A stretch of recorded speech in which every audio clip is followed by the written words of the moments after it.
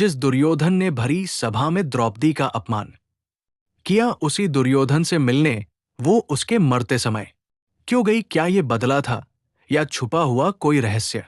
आखिरी मुलाकात में ऐसा क्या हुआ जिसने महाभारत की पूरी कहानी को एक नई सच्चाई दे दी? कल्पना कीजिए, एक ऐसा क्षण जब पूरी धरती युद्ध की अग्नि में जल चुकी हो, जब वीरों की गर्जना शांत हो चुकी हो और कुरुक्षेत्र की मिट्टी रक्त और आंसुओं से भीग चुकी हो। ये वही समय था जब महाभारत का महान युद्ध अपने अंतिम पड़ाव पर था। एक एक करके सभी योद्धा गिर चुके थे।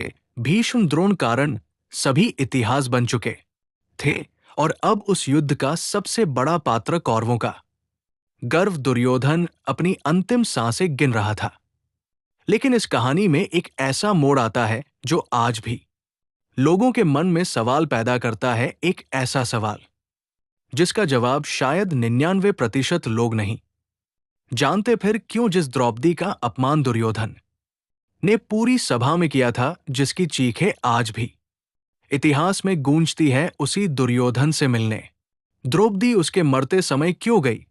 क्या ये सिर्फ एक औपचारिकता थी या फिर इसके पीछे छुपा था कोई गहरा रहस्य? क्या द्रौपदी बदला लेने गई थी या फिर उसे कुछ ऐसा कहना था जो पूरी महाभारत की दिशा को समझा सके? कहते हैं महाभारत सिर्फ एक युद्ध नहीं था, ये एक ऐसा दर्पण था जिसमें इंसान के अहंकार, कर्म और धर्म का सच दिखाई देता है।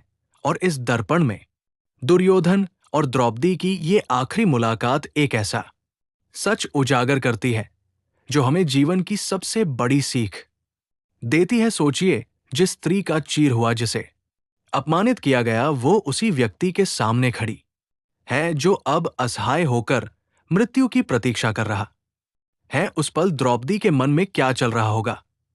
क्रोध, पीड़ा या फिर क्षमा? और दुर्योधन, क्या उसे अपने कर्मों का पछतावा था या फिर वह अंत तक अपने अहंकार में डूबा रहा?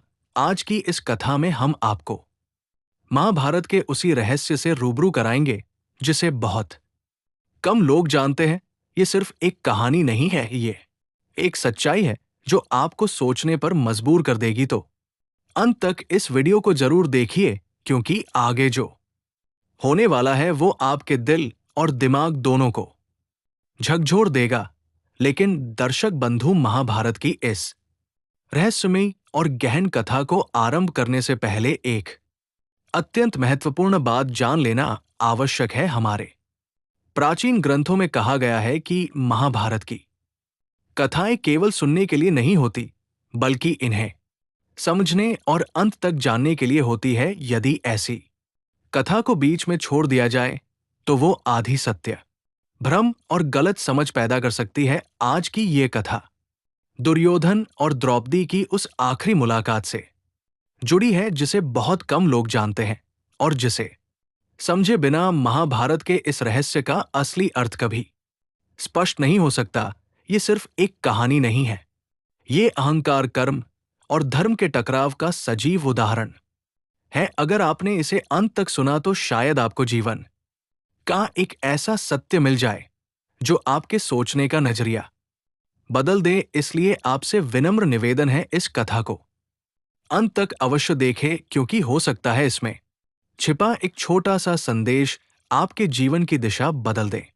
और अगर आप स्वयं को सनातन संस्कृति से जुड़ा मानते हैं तो इस ज्ञान को केवल अपने तक सीमित न रखें, इसे अपने मित्रों और परिवार के साथ अवश्य साझा करें। वीडियो को लाइक करें और हमारे चैनल को सब्सक्राइब करें ताकि आपको ऐसी ही रहस्यमयी, ज्ञानवर्धक और जीवन बदलने वाली कथाएं निरंतर मिलती रहे। तो आइए श्रद्धा, शांति और जिज्ञासा के साथ इस अद्भुत रहस्य की ओर आगे बढ़ते हैं।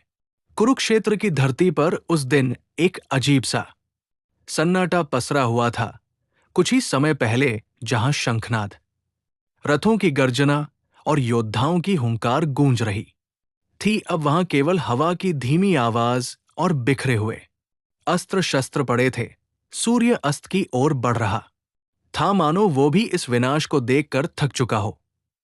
पांडवों की विजय निश्चित हो चुकी थी, लेकिन उस विषय में कोई उत्साह नहीं था, क्योंकि इस युद्ध ने हर किसी से कुछ न कुछ छीन लिया था। दुर्योधन जो कभी अपने साम्राज्य के गर्भ में डूबा रहता था, अब एक झील के किनारे घायल अवस्था में पड़ा था। भीम की गदा प्रहार ने उसके शरीर को तोड़ दिया था, पर उसके भीतर का अहंकार अभी भी पूरी तरह टूटा नहीं था। वो अपनी अंतिम सांसों के करीब था। अगला भाग 2 जल्द ही देखने को मिलेगा।